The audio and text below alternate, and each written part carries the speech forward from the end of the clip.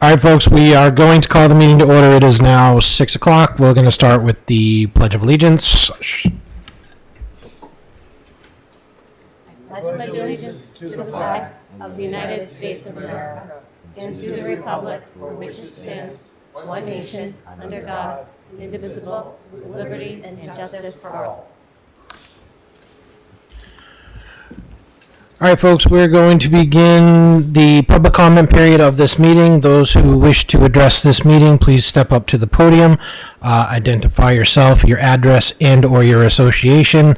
For example, if you are a teacher, please let us know. Any public comments should be under 3 minutes and will be addressed through the chair. Okay. Moving on to the next is vote to approve the minutes of the March 4th open session meeting. Has everyone had a chance to review those? Yes. Any questions, comments, edits? I had a question. Okay. And I don't know if maybe it was just on mine or not, but under the budget, where is it? Do you have a page number, Laura? That's what I'm looking for. Yeah, yes, page 4. Does everyone have a decimal point in front of the 47%? Yes. Yes. So that shouldn't be correct. Is that? Do you see it? Yeah, I'm sorry. I'm just processing what it actually says. Blah, blah, blah, blah, blah. So, So I think it's a 0.47 increase on the budget, like on the budget sector, but we'll fix that. Okay. Just want to make sure that I wasn't sure if that was supposed to be there or not. It's, I mean, that's definitely not the percentage of the budget, but I believe that's Yeah. the percentage. And of course, I don't have my other thing with me, but let me look. Yep, we can fix that. Okay. Thanks. anything else, Laura? No, that was all I saw. Okay. Entertain a motion to approve the minutes with the edit as commented. So moved. Second. All those in favor? Aye. That is 3-0. Warrants, please. Justine? I have reviewed the following school expense warrant, March 4th, 2026, $633,517.24. School payroll warrant, February 19th, 2026, $1,213,947.03. March 5th, 2026, $1,120,876.78. I've reviewed and approved and wish to enter them into public record. Thank you very much. Next, we have our student representative update with Benson and Leah. Hey, guys. Thank you. Hi. So from the high school this week, this past weekend, Norton High School DECA competed in DECA States in Boston. Over 4,000 students competed, and Norton High DECA had a record-breaking year. We had 21 students make it to the top 12 in their category. Of those students, 18 qualified for ICDC in Atlanta, which is almost double the highest numbers of students we have ever had qualify for ICDC. Our students represented our school with incredible pride and spirit. A special thank you to our advisors Rachel Pilot, Jen Skronik, and Bobby Portway, who worked diligently with our students to prepare them for this competition. We also had Mr. NHS last week, which was a huge success. We had 20 contestants, and they did a great job showcasing their talents and making us laugh. Special thanks to advisors Michelle King, Kim Bray, and Bobby Portway, and the class of 2026 for organizing this event. Also a shout out to our MCs Eric Green and Jesse Shaughnessy, as they provided a lot of entertainment and laughs. And from the Yale March is our annual ELA MCAS focus period. During daily 40-minute Lancer learning time blocks, students are grouped based on data and receive targeted support in reading comprehension, test-taking strategies, and writing with textual evidence. This small group instruction allows teachers to meet students' needs in real time and ensures strong preparation through intentional review and close reading. Next week also brings the Hey PTO Spring Scholastic Book Fair, with Grade 5 attending on Tuesday, March 24th, and Grade 4 on Wednesday, March 25th during assigned class blocks. We are grateful to the Hey PTO volunteers for organizing and running this event.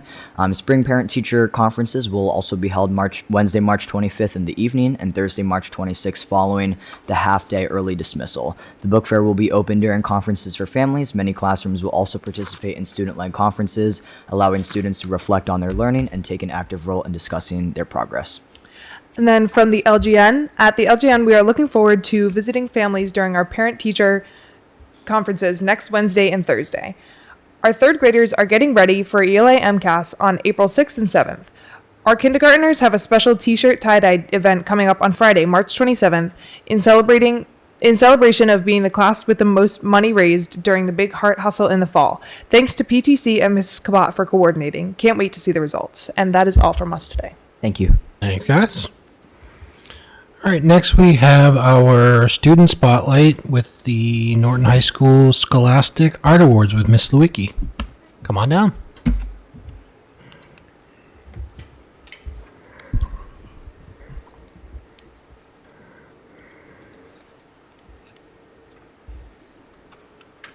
Hi, everyone. I'm Robin Lewicki, the coordinator of the High School Fine Arts Department, and I'm here to celebrate and recognize the students who won this year's Massachusetts Scholastic Art Awards. But before I start, I just want to say that I'm proud of all my students who put themselves out there and applied. We will be traveling tomorrow to Tufts University to enjoy the Gold Key exhibit on a field trip, so that's exciting. Next slide. This first piece is, couldn't make it today, by Jonah Ferrero. He earned a silver key. He's an AP drawing student and in the 12th grade. This work is entitled EJ25. It is an engine, close-up of an engine, that he and his father have been working on together. Next slide.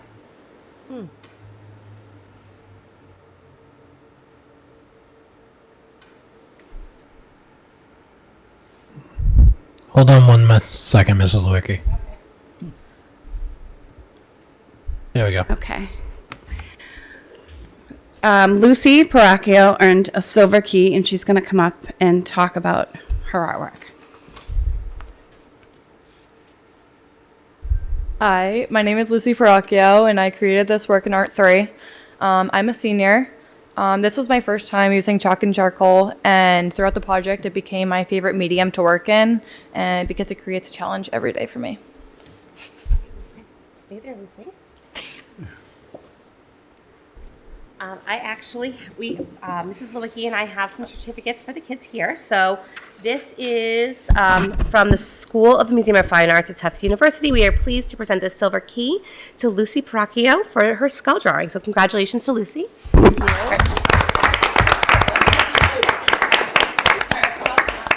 Picture.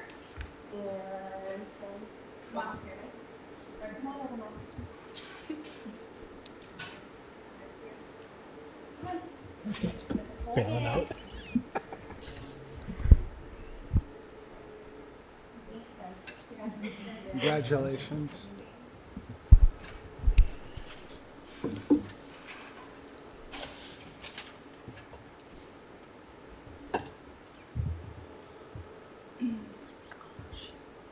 Okay, next slide. This artwork is by Tanya Andrade. She earned an honorable mention for the Scholastic Art Awards, and she's going to come up and say a few words.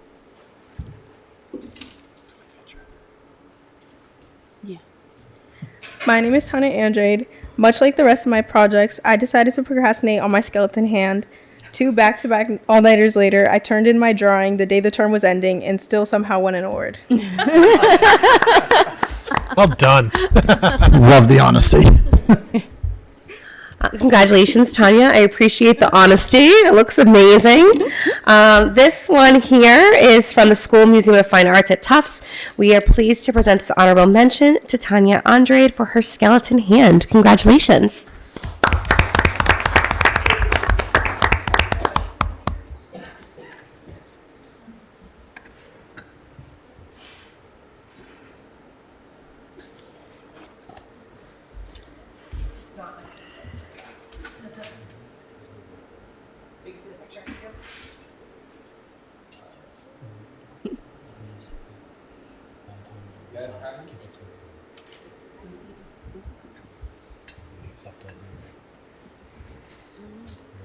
Never had it before.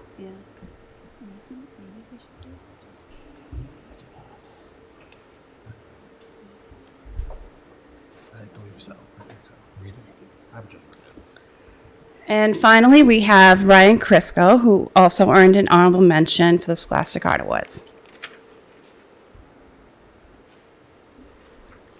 Hi, I'm Ryan Crisco. I'm also a senior, and usually my preferred medium is graphite, but so this chalk and charcoal challenged me, but it made me appreciate it more when it was finished, and I'm honored to receive this.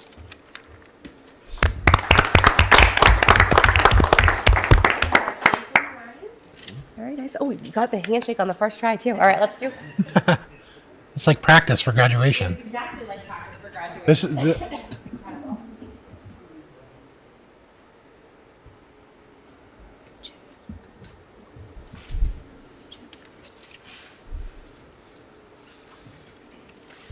Next slide, Pam.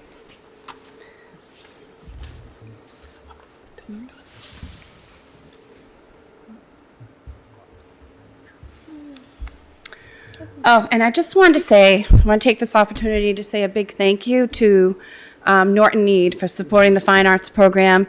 They honored us with 2 Potter's Wheels and has changed the whole experience in the classroom. So instead of someone just having one chance, now they can have 3 or 4 chances, and I just feel like the whole 3D program is just enriched. So I just wanted to take this time to say thank you to Norton Need. Next slide. And then I would like to invite everyone to our annual art show. We have nailed down a date, which is Tuesday, April 28th, from 5:30 to 7:30 in the high school cafeteria. It's free admission, and there are snacks, and we'd love to see you all there. There will be there. Pete will be there. Thank you very much. Thank you. Incredible work by all of you. It's so amazing to, number one, have you here to join us tonight, but also to see the art pieces that won an award as well. So thank you all for sharing them with us and for coming out tonight. Truly incredible, incredible artwork. I'm just amazed and blown away. So thank you to all of you and congratulations. Thank you. Congratulations. Congratulations. These pictures were phenomenal that they actually looked like photographs when I walked by and they were on the floor over there. That's what I assumed they were at first. Like, to know that these were chalk and charcoal and other mediums is just, Amazing. I mean, it's incredible work. I hope you guys are very proud of yourselves. And even if it was last minute, they came out absolutely phenomenal. More impressive. So congratulations again. I love that. Have a great time. All right, next we have the presentation on the global education trips with Miss Tonelli and Miss Tonelli.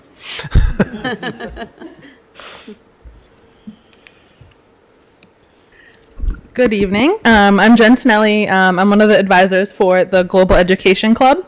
And I've been going on trips and planning the trips pretty much since it started with Dr. O'Neill. So in 2028, we are proposing to go to Austria, Germany, and Switzerland. Some of the highlights include a Sound of Music tour, which I don't know if the kids will appreciate as much as I will, but I will absolutely love that. That's amazing. And also getting to go on a tour of one of the concentration camps, which I think will just be so moving and I think really important in today's world. So I think that this trip is a really good mix of history, culture, and music, which, you know, we haven't gone to this part of Europe yet, so I think it'll be really, really fun for the students. This would be April vacation of 2028, and the cost per student is just over $4,600. If we started having students sign up now, it would be just under $200 a month, which is affordable for this kind of trip. Again, this covers all of the travel costs, 2 meals a day, all of the hotels. This covers the global travel protection, and then some of the other extensions that we usually check in with families and make sure they're okay with the costs of. Could be an additional cost, but usually we check in with families unless there's something that we really feel like is really necessary for students to get that tour. So for instance, this one has the Sound of Music tour. It's about $50 extra, and then a waltz dancing lesson for $50 as well, which if you're in Vienna, why not learn how to waltz? And that's my opinion. And then in 2029, we would like to do a summer tour to Australia. So we were going to plan on June of 2029, simply because of obviously the flight is extremely long, and it would be a 12-day tour. That's the minimum that it would be. So we would fly into Melbourne. Then we would go to, and I have no idea how to pronounce this. It looks like Cairn, but I think it's pronounced something different. Yeah. And then Sydney. Thank you, Peter. We'll go to Sydney, and then we would also, with this tour, one of the highlights was getting to spend one day with an Aborigine tribe, which I think is just a huge experience that not a lot of people get to participate in, and that was one of the newer sightseeing opportunities for EF. So we really liked this itinerary. This price is, I think it was just under $6,000, and that was when we were looking at it for 2028. So it potentially could go up. So we probably would be looking at booking or having students be able to book this early next year, just to make sure that the pricing was reasonable for them, because we know a lot of our students work and pay for it themselves. Even with repeat travelers, these students just love this the experience, and usually students that go once want to go on every trip available that they can. So we like to book as far out as possible to make it as affordable, and to make sure that as many students can come as possible. So I don't know if anyone has any questions, but I think I was going to say, I think you're running out of places in Europe to go. we are. I mean, personally, I have a graduating senior that's been going on her third one. The cost can scare a lot of people, but if you sign up early, you get some credits.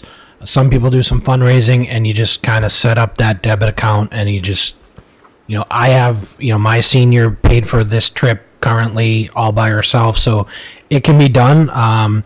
These are great opportunities for the kiddos, because the way I always weighed it out is if you book this like on your own, you're not getting this rate. So, I think it's important that kids get these cultural things. But that being said, I wish them the best of luck with these.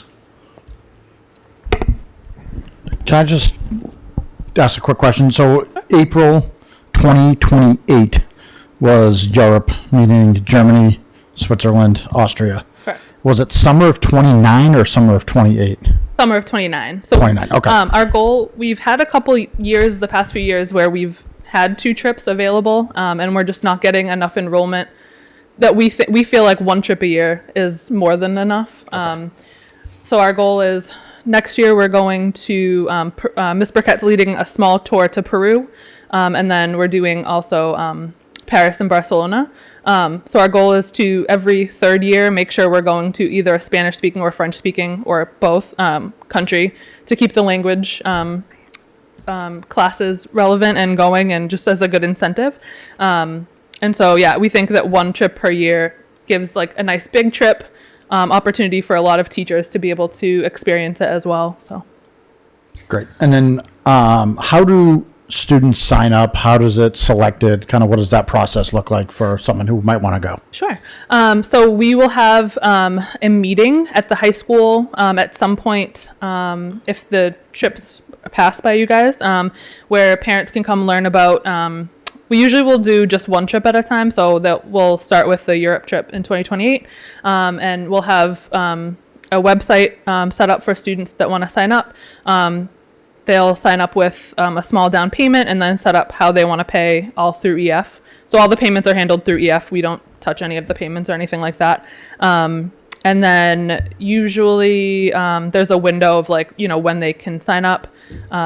We did a double bus tour to Greece last year, and that was fun, but it was a lot of students. A lot of kids. So we think that we would like to cap it at 1 bus, but I'm thinking that especially Australia is going to have a lot of interest, so we'll have to, I guess, think about that as we get closer to it, because we've had great students and we've had great experiences, but yeah, there's the signups are all online, And then there are also, just talking what Dan was saying about fundraising, there is a fundraising page that each student gets, so they can like let their families or friends know, like, hey, instead of giving me a birthday gift, donate $25, and it goes right to their trip, which is an awesome, I think, way of getting some of their trip paid for. Instead of getting, a gift card, it'll go to their trip. So by like one bus, we talking like a coach bus, so like give or take 50 kids? Yes. Okay. Yeah. And then what is our general ratio from adults to students on these trips? For every 6 students, we have 1 chaperone. And sometimes we err on the side of caution and have a little bit more for adults. And we always have an administrator join us on the trip. And are those adults all Norton Public School staff members? Correct. Got it. Yes. Yeah, school committee can't go. I already tried. I think the question about the chaperone, so EF allows 1 chaperone to travel for free for every 6 students. So that actually works out great because it's not a cost to the students, it's not a cost to the district, which really, really helps. And, as Ms. Tonelli said, it's actually a great ratio. It's not, I've traveled as a chaperone in the past. We do always have an administrator on the tours as well, just so someone can, stay behind, make a hard decision if, someone is ill or something happens. It's, someone has a credit card and can make a hard call. So, it's a great opportunity for students, so. And then I'm assuming this is covered somewhere in the EF tour stuff, but we're obviously live in a crazy world that, God forbid, something happens here and we need to cancel. We get full refund. Kids get full refunds. How does that all work? Since COVID, there have been a lot of updates with their policies. So I could absolutely get that information to you. I don't know there are certain things that are 100% covered, and then there are parts of like there's the global protection plan that is in the cost of what students are paying for, that pays for most things. I know EF actually was having a difficult time with families during the COVID situation, and I'm sure maybe you guys have heard about some of it, but where things were canceled and families weren't getting 100% of their what they had spent back, but they were able to do like transfer it to another trip or things like that. So I think that's a great thing that I need to look at. I have not been on a trip since Greece, so I haven't been planning the next 2 trips. So whatever, I had them all really rehearsed before, and they're all out of my brain right now. But I can definitely get that sent to you. And I think too, Ms. Tonelli, what happens too, so for example, they have, a contact 24 hours a day, 7 days a week, and they have offices all over the world. So there was, may remember there was a Paris bombing several years ago. They had groups in Paris. They immediately rerouted all of those kids, all of those tourists, people that were supposed to be coming into Paris. They're really, because of their network and just their mass buying power, to kind of pivot pretty quickly. And so there have been situations where they'll say, okay, we're not necessarily going here right now, but we are going to be doing X, Y, and Z instead. And then you work with the students and the families, and if the family is not interested in whatever the new trip is, they'll offer typically a transfer or some sort of a refund.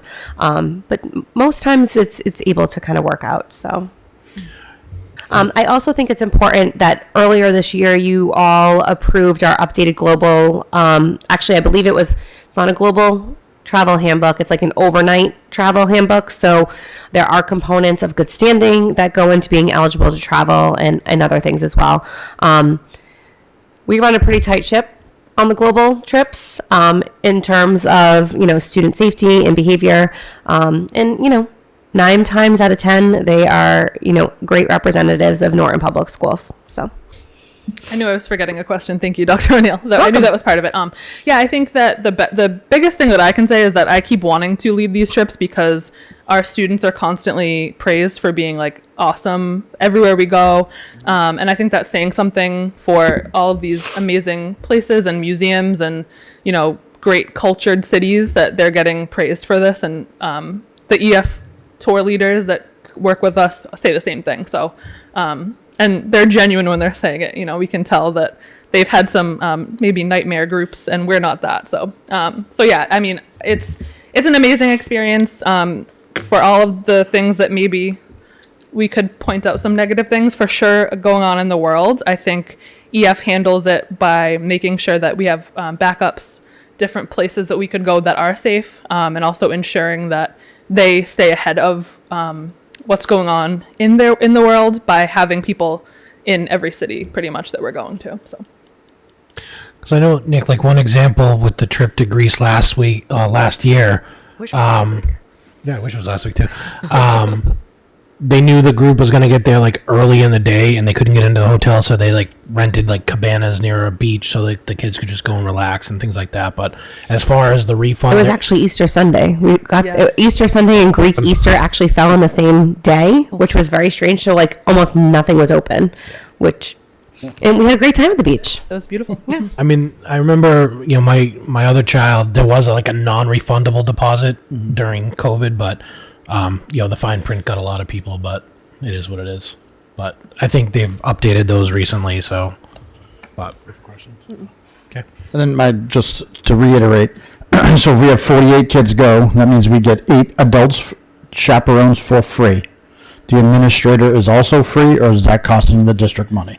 That we count the administrator as one of the chaperones. They're one of the Yep. chaperones. So like you have a group and So just so when we hear this in public again, from a public standpoint, we spend zero money Yes. from the town of Norton's budget to go on this trip. Yes. correct. Okay. Anything else? All right. I will entertain a motion to approve the education trips as presented. So moved. Second. All those in favor? Aye. Stay safe. Thank you. Have fun. Okay. Next, we have our discussion and vote on youth health surveys with Mrs. Brown and Mrs. Brown.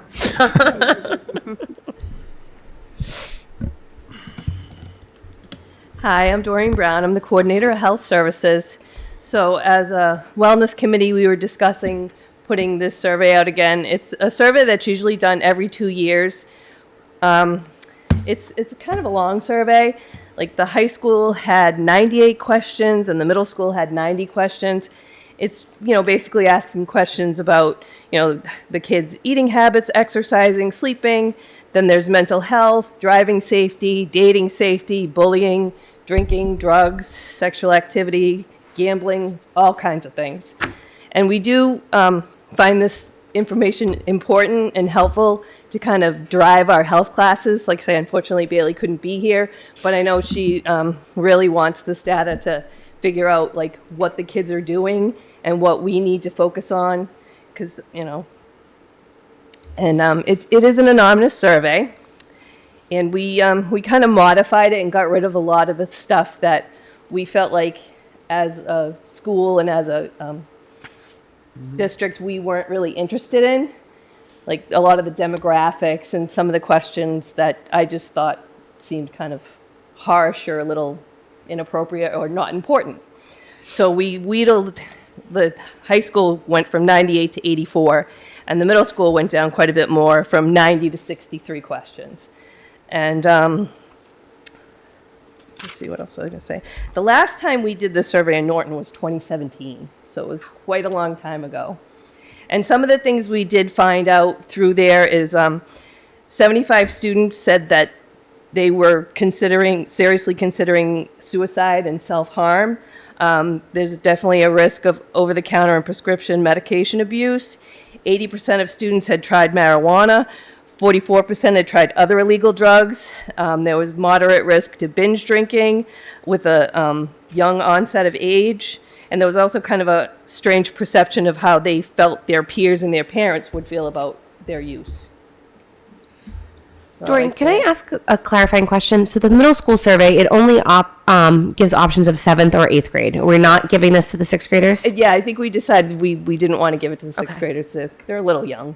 Thank you. And can you talk a little bit about the process for opting out? What I would do it through Parent Square and have probably like what I've done with screening. I have the parents email me and tell me they want to opt out, and that way I respond directly to them so they know that I got it, and then I would give it to whoever is going to be conducting the survey at the high school or the middle school. Thank you. You're welcome. What does the opt-out percentage look like on a regular survey? Or going back to the last one, like, I have no idea. Okay. Sorry, it was like a long time ago. Yep. Because we did at one point try to do an opt-in, which was not helpful. I think we only had 20 kids opt in, so we didn't end up giving the survey because it was not, we wouldn't get enough data. We've had some other surveys, mental health surveys and so forth, and out of the high school, you might have 10 to 12 kids whose That parents actually have opt opted out. out. Yeah. Okay. Yeah, not exactly the same information, but sometimes similar. Like our JED, we just had to do our JED high school survey, and I think there were 10, maybe 11 students that opted out. So it's not a high number. so I guess on the flip side of that question, what does participation look like? This year, with the change in culture, we've seen an increase at the high school in participation in our surveys. We've been very careful about spreading them out so we're not over surveying, if you know what I'm saying. So I haven't received, we just did the JED one. They're tabulating it, so I haven't received that yet. But I would say it's in, I would guess somewhere going to be in the 70 to 80s in that generally. We're hoping. Fingers Thank you. crossed. Thank you. Any questions for Mr. Brown? I have, so this is generated through Google Forms. Yes. Okay. Bailey and her intern, Allie Grimes, we converted it into Google Form just to make it easier and quicker for the kids to do the survey rather with the paper and pencil. And this will also give us the results quicker too. So the reason why I asked that, because what struck me is particularly when you mentioned the 75 students that commented on seriously considering suicide. If there were certain sections on this, because I thought to myself, okay, so this is a student that could potentially be in crisis. There's questions on here asking about, do you feel safe at home, or do you find that you're in an abusive relationship? And obviously it's anonymous. So I was trying to think of, well, because it's anonymous, how do you reach those particular students that are indicating that they may be in crisis? Right. So I didn't know if, because it's a Google form, if they select a certain thing, it could generate to a page that states, if you are in crisis, this is the hotline number that you could call, or, if you feel like you are being abused, this is the number that you could call, or these are the resources you could reach out to.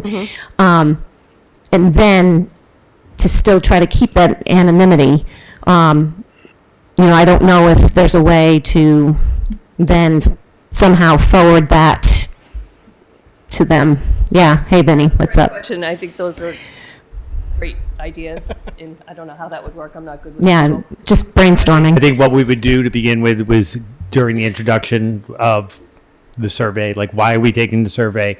How do we communicate all of that? Because we've had lots of discussions in different formats with especially the high school students who actually want this information. They want to give us this information. They'll complain about it, but they still want to do it, right? So that's always the thing.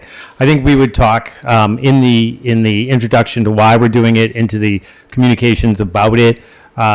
We would give them the information, remind them the guidance department is there, remind them that we're available to them. Also, give them the hotline numbers, give them that kind of information within the body of the email and directions that go out. Okay. That's the best way. I mean, if we don't do it that way, then it's not anonymous, right? And then we're not getting the information. I think you have to give the kids the information.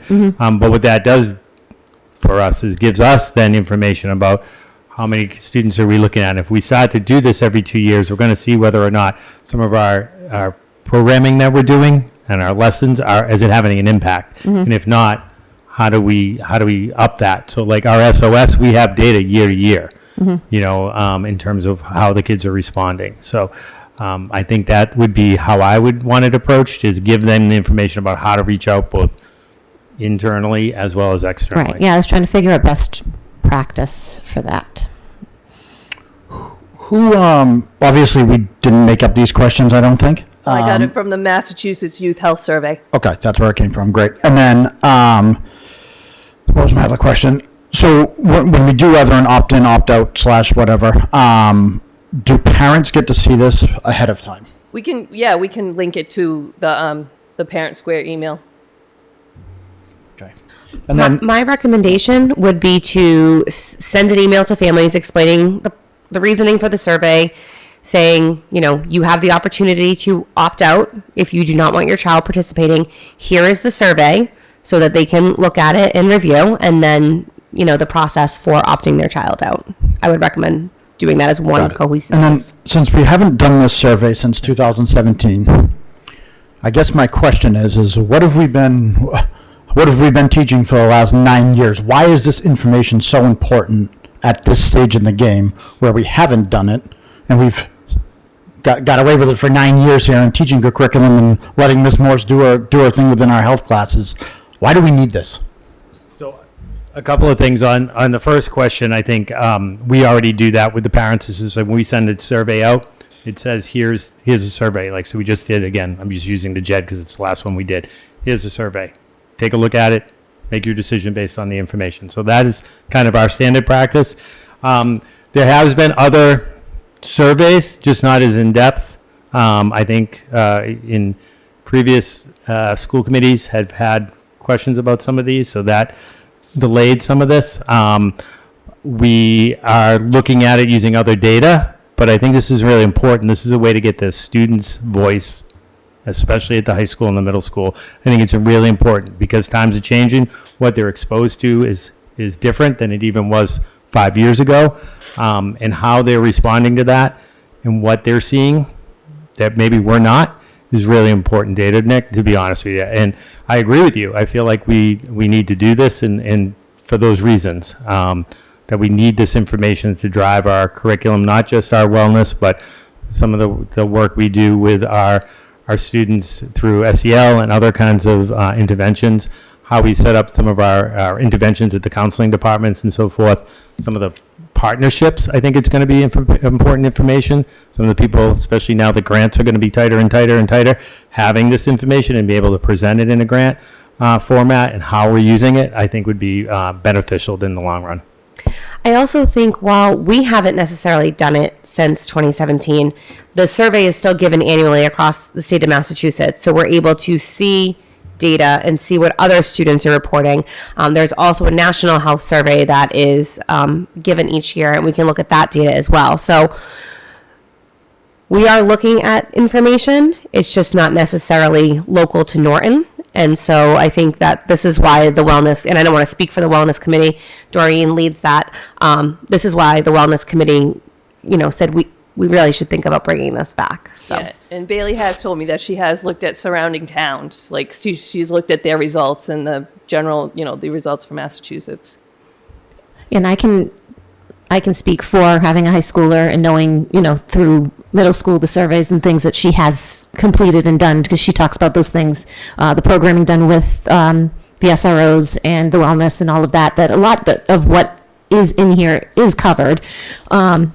So I agree that I think having that student voice will better fine tune how much focus goes into those specific areas. But I mean, I know that there's been a lot of coverage on substance abuse and mental health and in all of those pieces. So yeah, I see where you're going with this. Thank you. In 2017, was this also sent out to the middle school, or was that just high school? I think that was just the high school data, but I'm pretty sure the middle school did it too, because I got this information from Nicole Nunes, who was the high school wellness teacher at the time, and she was putting together the program. Middle school and high school participated. Yeah. In 2017? Yes. Yeah. Okay. So when you said like 80% said that they were, using marijuana or exposed or tried it, yeah. whatever Yep. that was that like combined data 80% or like I think for 9 through 12. It was for 9 through 12. Yeah. Okay. And I think it's also important to note too that of the students that responded. Right. And So- we don't know how many students responded into No, right? I couldn't find that data. Yeah. Okay. So I'm just going to be blunt and honest as always. I sit on the wellness committee. I didn't want to break hearts and say no to this, so I kind of just kept my mouth shut. I do see the benefit of having a survey. I do not have my head in the sand and don't believe our kids don't do crazy things as teenagers. I just think we are going and crossing a very fine line of what school is supposed to look like and what a doctor's office and dentist office and, counseling services also look like. I understand there are some students in our district and families who use schools as a little bit of a launching pad into these different services. I just feel like a survey like this has a lot of information that I would not want my 7th grader to see. Therefore, I understand I could opt out. My bigger thing is I think when you start pulling this and realizing and how many things you get from the schools and on Parent Square, whether it be classrooms, schools themselves, the district, things are just inundated. And I know I don't read everything. So if you went and missed this, and then I came home and I realized my 7th grader took a survey that has, multiple things around sexual activity, tobacco use, drugs, amphetamines, things that 7th graders shouldn't really need to see. Again, heads not in the sand. Some do. But again, I would like to point out that most don't. So again, I think a survey like this, there is some benefit to it. I'm not saying there's not, but rather than me just completely ripping it apart, I would probably just kind of keep this meeting moving. And, I just think there's a lot more negative things that come out of a survey. And I think we really need to find our points within what we are doing in public schools. We are not doctorate offices. We are not, there's things in here. Have you ever had a cavity? What does that matter to a child's education? It doesn't. It doesn't matter. It doesn't matter what the kid looks like. We have to educate that child one way or another, So I just feel like there's things that just, it crosses a line. It crosses family lines. It just rubs me the wrong way. So like I said, instead of going through and ripping every single question apart, and really kind of stating what I feel, because I could even get into more, but I think it's just, to me, it's over the top. I don't think it's 100% necessary. We live in a small, suburb in Massachusetts here. We do a little research, take the survey results that we've had over the last 8 years, take the other research and formulate a curriculum around what we can do, and I wouldn't get too, dug into family stuff. That's all. Okay. Any other questions or comments? Okay. Are we voting on this? Yes. All right, so entertain a motion to approve the youth health surveys as presented. So moved. Is there a second?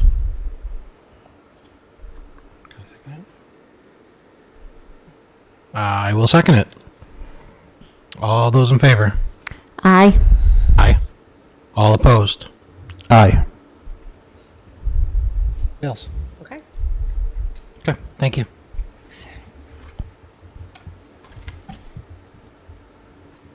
All right, next we have the... Oh, sorry. Next we have the vote to approve the Norton Teachers Association contract. Dr. O'Neill. Okay.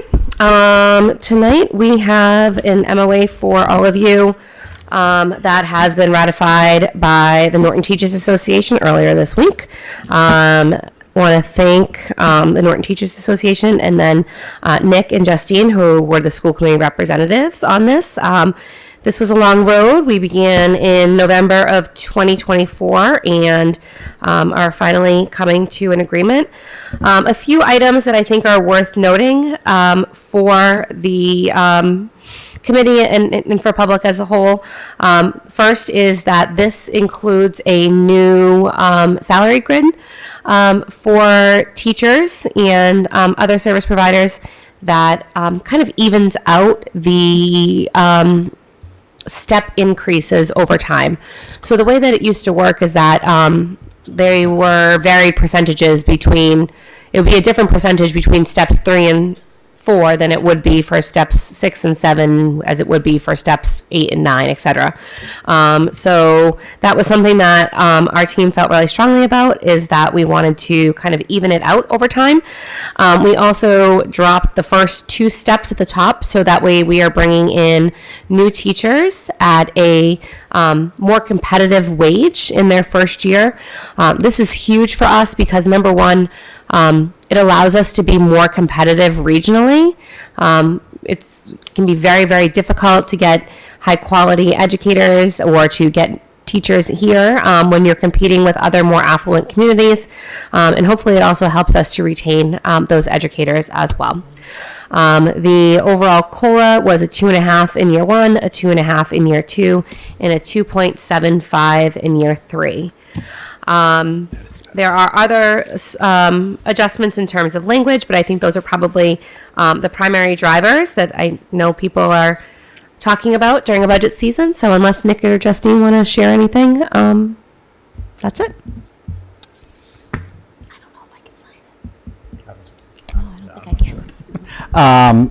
Sorry.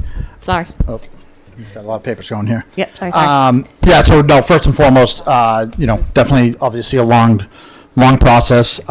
Very glad to get them together and kind of get it finalized, as quickly as we possibly could.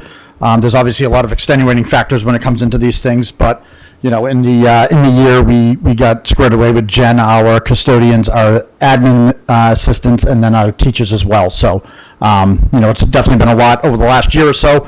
Thank the teachers, thank the bargaining committee. Like I said, there's some tough decisions, but when it all does come together, it does feel like you kind of accomplish something together, which is great. I think my biggest thing is now we got this done. We got 3 years, well, probably 2 more years until we started again. But at least it goes for 3 years. And I think now, we've kind of set up our district with an ability to compete with new teachers coming in and being, some of the highest paid, in the area.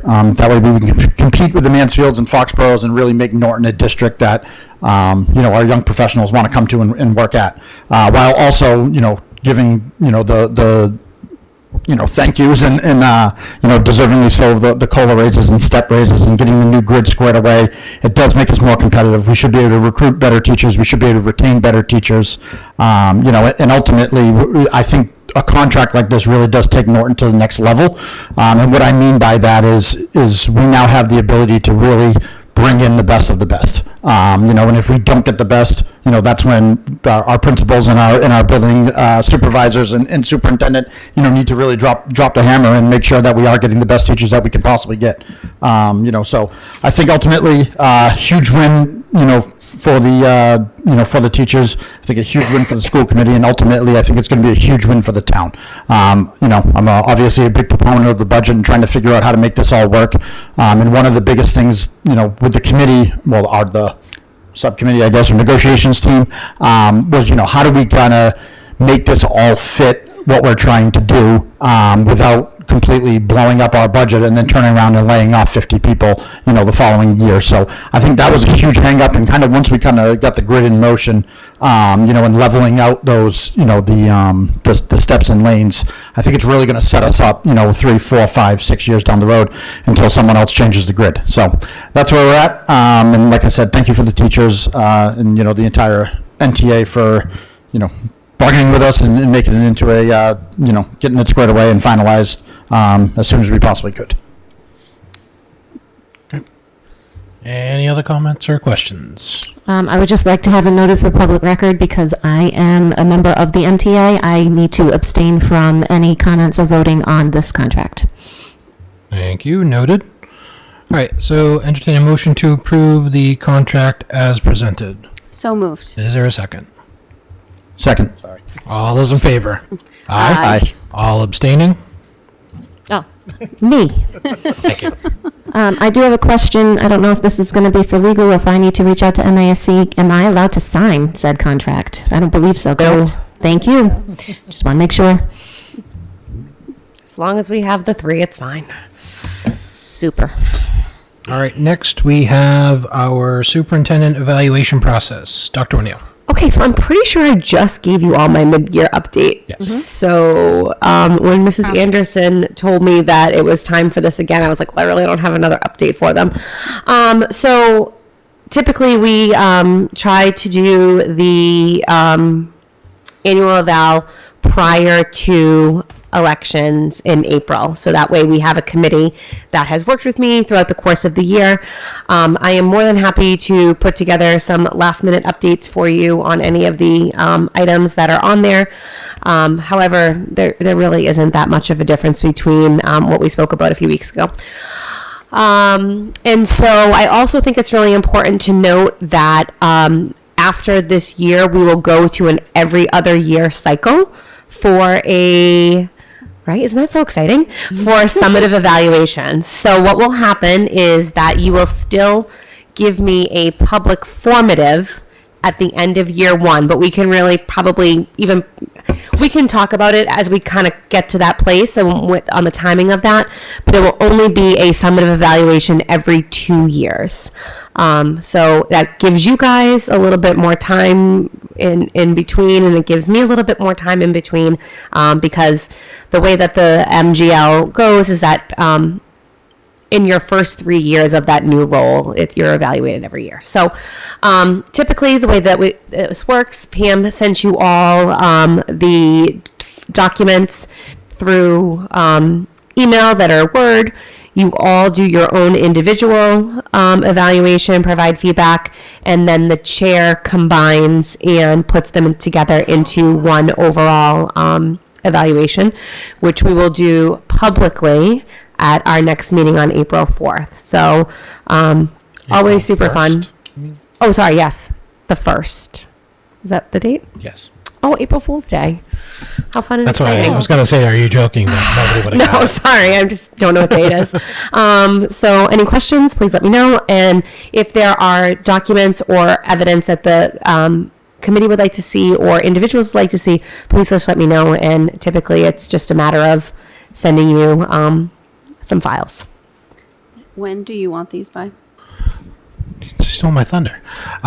So I was thinking if you guys could have them back to me by Friday the 27th, that'll give me the weekend and a few days. So that's about a week and a couple of days, or through that weekend is fine, as long as I can present or get them together for that Monday, send them to Pam for Wednesday. So, I think it's important to note, and Nick and I have discussed this, and I've done these.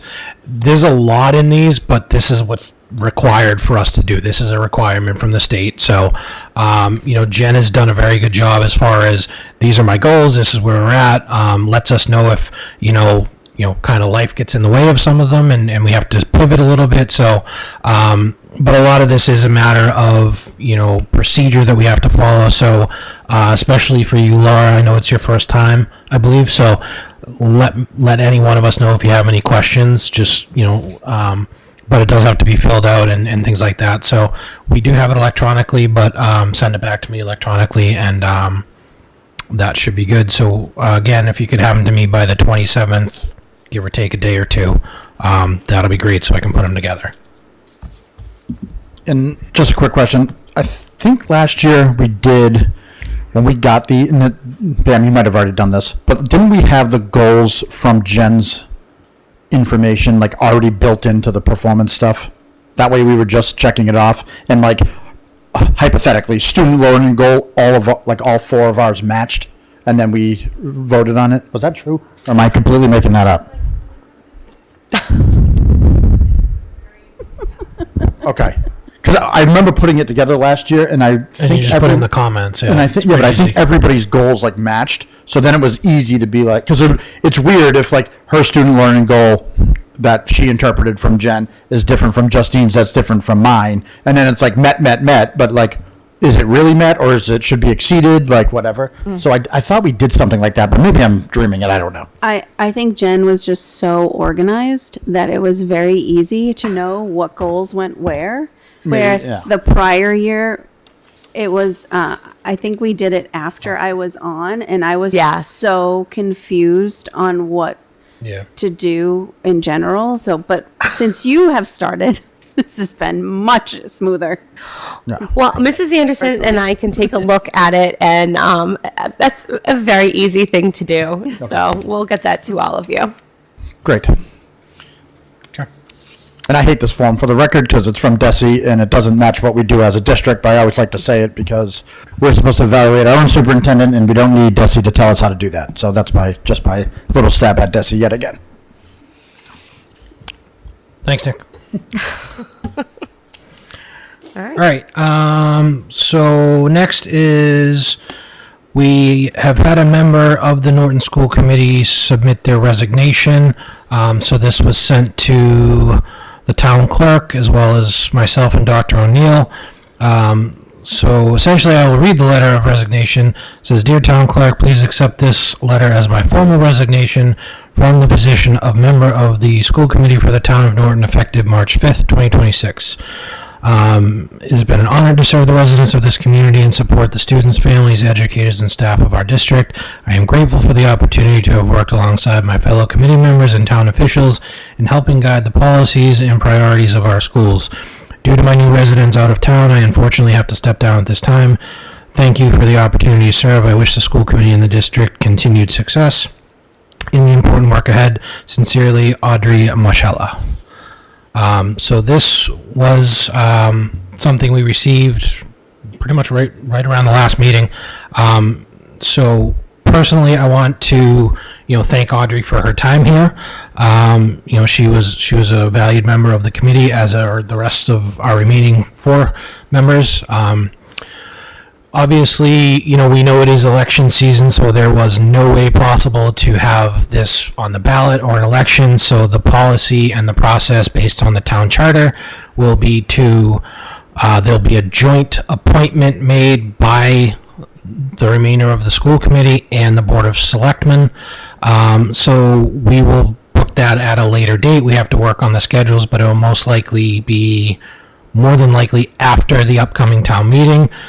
So we will put out, basically it would be if someone is interested, they would submit a letter of intent and a letter of interest to be voted on and approved.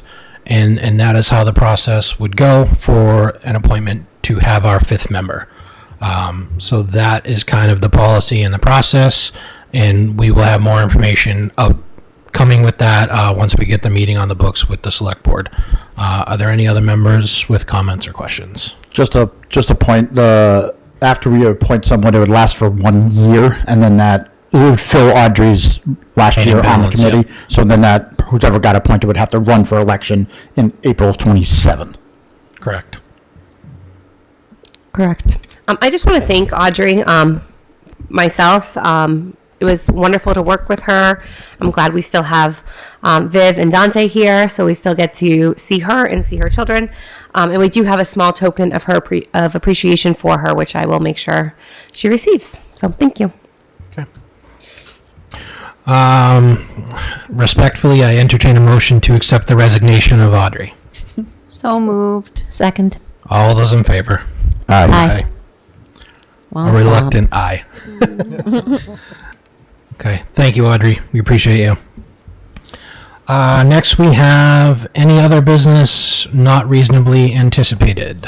I have one item, but if anyone else has anything. I have one item too. Okay. So go ahead. I have just a gentle reminder that tomorrow night is the Norton Community STEAM Showcase, which will be held at Norton High School in the gym there from 6 to 7:30. This is a community event showcasing student work in local businesses, connecting Norton students with organizations in STEAM.